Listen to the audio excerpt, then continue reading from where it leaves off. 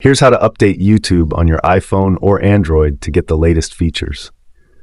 But before we dive in, make sure to hit that subscribe button below. It really helps me out. Thanks, guys.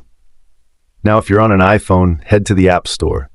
If you're on Android, go to the Google Play Store. Tap on the search bar and type in YouTube. Once you find the YouTube app, check for an update button. If it says open instead, that means you already have the latest version. But what if you want to make sure everything is completely up to date and clear out old files? Here's a quick tip. Go to Settings,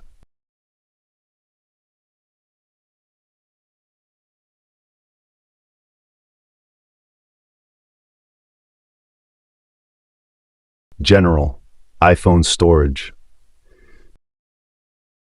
2. Scroll down and find the YouTube app. 3. Tap on it and you'll see the amount of data it's using. 4. To clear old files, tap Offload App and then reinstall it. This process will force update YouTube to the latest version and remove all unnecessary temporary files, freeing up some space on your phone. And that's it. You're good to go.